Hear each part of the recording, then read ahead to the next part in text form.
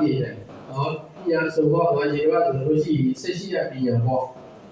ပညာသွားသိပြီးတော့တကယ်ကြီးတော့ပညာသိပြီးတော့သူတို့ပညာတက်သွားပြီပညာတက်တဲ့ခါကျတော့နော်တချင်းကြီးကနော်ဆရာကြီးကဗာပြောလဲဆိုတော့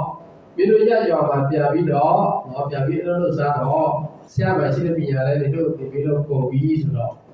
အဲ့ဒါတကယ်ကြီးတော့ပြန်လာပြန်သွားလဲပြန်လာတယ်တကယ်ကြီးတော့ပညာဆိုပြီး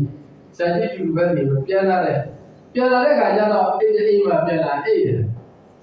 ဘယ်အိမ်မှာပြန်လာအိတ်လဲအဲ့ဒီအိမ်မှာပြန်လာအိတ်တယ်အဲ့ဒီမှာပြန်လာအိတ်တဲ့ခါကျတော့ပြန်လာအိတ်တဲ့အိမ်ကတော့မွတ်လို့တဲ့အသက်ကိုပါရောအိမ်ပြည့်တဲ့အတွက်ညဘက်ဆိုတော့တော်လိုက်တာပေါ့အဲ့ဒါမဟုတ်လားအဲ့ဒါညဘက်တော်လိုက်တယ်တော့အဲ့ဒီအမျိုးသမီးရဲ့သူ့ရဲ့ယောက်ျားလေးယောက်ျားကတော်လိုက်ပြီးမနဲ့မိုးလေးကြတော့ပြန်မလာတော့ဘယ်သွားလဲပြန်မလာတော့ဘူးခါတဲ့ဆိုလို့ရှိရင်ည7 နာရီပြည့်တော့4 နာရီကျော်ပြန်ရောက်ပြီအဲ့ဒီညမှာတော့အဲ့ဒီအမျိုးသမီးရဲ့ယောက်ျားပြန်မလာတော့ဘူးပြန်မလာတဲ့ခါကျတော့နော်အဲ့ဒီအိမ်မှာပြန်လာအဲ့တဲ့တကယ်ချင်းများကလည်းသူတို့ကတော့ဘီလီတက်ကြွားတယ်ဘီလီတက်တဲ့ခါကျတော့တွေ့တာပေါ့နော်သူရဲ့အမျိုးသားဘာဖြစ်လို့ပြန်မလာလဲဆိုတော့တွေ့တယ်တယောက်ကတွေ့တယ်နော်ငါညီမရဲ့အမျိုးသားကဆုံးသွားပြီတည်သွားပြီပေါ့နော်ဗါလဲတော့သူဘီလီတွေ့ချက်ပြီးတော့တည်သွားပြီတဲ့နောက်တစ်ယောက်ကျတော့နော်ငါညီမရဲ့နော်လေယောက်ျားကကြားကြိုက်လို့တည်သွားပြီတယောက်ကယူတည်သွားပြီဘလို့တည်သွားလဲမသိဘူးဟုတ်တယ်မဟုတ်လားတယောက်ကတော့တည်တော့ဘာနဲ့တည်လဲကြားကြိုက်ပြီးတည်သွားတယ်ဒီလိုလေအဲ့ဒီမှာတကယ်တော့မနဲ့မိုးလို့ရတော့ရွာသားတွေသွားရှာတော့တကယ်ပဲတော့ကြားကြိုက်ကြရတယ်လည်းတည်သွားတယ်အဲ့လိုဆိုတဲ့အခါကျတော့ယူတည်ပြီးလို့ပြောတဲ့လူရတော့သူတကယ်ကြီးကိုမကြည်နာတော့သူတကယ်ကြီးကိုမကျင်နာတာနဲ့ဆရာကြီးကိုမကျင်နာတော့ဘူးဆရာကြီးကိုမကျင်နာတဲ့ခါကျတော့ဒါဆရာကြီးကငါ့ကိုကြတော့ပညာချွေပြီးပေးတယ်ငါတကယ်ကြီးကြတော့အကူပေးတယ်ဆိုပြီးဆိုတဲ့တာတရားတယ်တကယ်ကြီးလာသွားမယ်ဆိုတော့ရွာကိုသူတို့နေတဲ့ပြုတ်ရွာကိုပြတော့လဲဆရာကြီးစီကိုပြသွားတယ်ပြသွားလဲ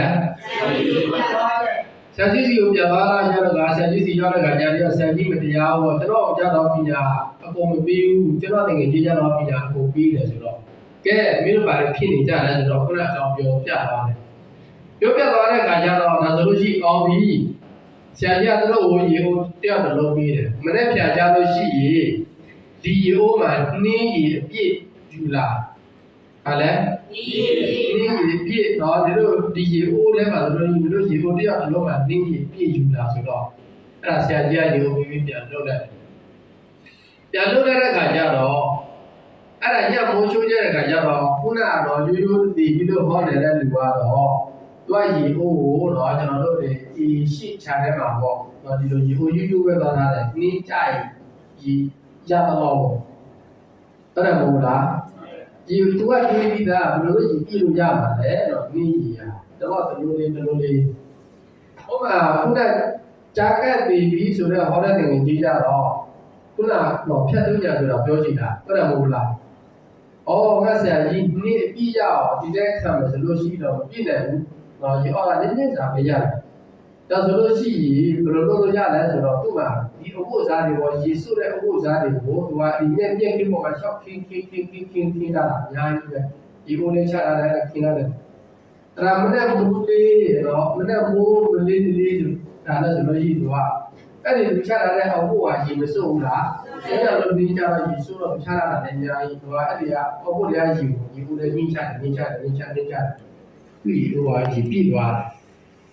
။သူတယောက်ကဘာမှမလုပ်တော့ဒီလိုပဲခံတော့အိုးပြီးနည်းပဲရတာပေါ့ဟုတ်တယ်မဟုတ်လား။နောက်မှမိုးလေးရှင်းတာမိုးလိုက်ဆရာကြီးထားကြည့်ပြီးတော့သွားပြီးတော့ဒီကိုတယောက်တစ်လုံးလား။ဒီတယောက်တစ်လုံးသွားတဲ့အခါကျတော့တယောက်ကျတော့နှင်းကြီးအပြည့်ပဲပါတယ်။တယောက်ကျတော့ရေဦးပဲပြပါလာတယ်။ဒါလည်းလေဒါဆိုလို့ရှိရင်အဲ့ဒီကနေမှဆရာကြီးကပြောလိုက်တယ်။ကဲနေကြတော့နေပြည့်ရတယ်နေကြတော့နေတစ်စက်မှမရဘူးဆိုလို့လုပ်တယ်တယောက်ကပြောပြတာဟောခုနကသူလုပ်လို့ဆရာကြီးကိုပြောပြတယ်တယောက်ကတော့ဒီလိုလုပ်တယ်အေးဆရာကြီးကနှင်းခံတယ်ဆိုတော့ဒီလိုပဲခံလာတာပေါ့တဲ့အေးဒါဆိုလို့ရှိရင်ဟုတ်ပြီကဲမနေ့ကတော့ လူခဲ့တဲ့ရက်တွေမှာဒီလိုဟောလိုက်တဲ့တယောက်ကယူယူတည်တယ်တယောက်ကကြားကြိုက်ပြီးနေသွားတာနေရဘယ်လိုသိလဲသူကသိတဲ့လူတယောက်ကအဲ့ဒီညမှာသူတို့အဲ့တဲ့ညမှာကြော်ကကြွက်ကိုကြိုက်ပြီးတေကိုပြန်ယူလာတယ်ခုနယူယူတည်လို့ဟောတဲ့လူလည်းတွေးတယ်ကြားကြိုက်ပြီးတေပါလို့လည်းတွေးတယ်တော့ကြော်ကကြွက်တွေယူလာပြီဆိုလို့ရှိရင်ရှိတယ်ပြန်လာမပြောတာအများစုတော့ကြွက်ကြီးကြီးတွေဆိုလို့ရှိတယ်အင်းရှိလည်းတွေ့တယ်သူတို့နှစ်ယောက်လည်းတွေ့တယ်အဲ့ဒါကြောင့်မနေ့မိုးလေးကိုတယောက်ကသူ့ယောက်ျားကပျောက်သွားတဲ့ခါကျတော့ခုနဖြတ်တွင်းညာရှိတဲ့လူကအော်မင်းညကြော်ကကြွက်ကိုကြိုက်လာတဲ့ခါကျတော့သူ့ယောက်ျားကကြားကြိုက်လို့ပြီးသွားတယ်သူကအဲ့လိုဖြတ်တွင်းညာတွေးတယ်တယောက်ကတော့အဲ့လိုတွေးတာဘူးခုနနေပြန်ခါတော့လည်းခုနလိုပဲနေရရလို့ဘယ်လိုလုပ်ရမလဲမသိဟုတ်တယ်မဟုတ်လားအဲ့ဒီကနေမှဆရာကြီးပြောသွားတာအေးဆရာပေးတဲ့ပညာအတူတူပဲနေတို့နှစ်ယောက်ပြန်သွားတဲ့အခါကျတော့အတွေ့အကြုံနဲ့ခံမှုတော့ဖြတ်လို့ရပဲကွာသွားတယ်။အဲ့ဒါမှသူကဘောပေါက်သွားတယ်။ဒီလိုလေအဲ့ဒါကျွန်တော်တို့ပါမယ်လို့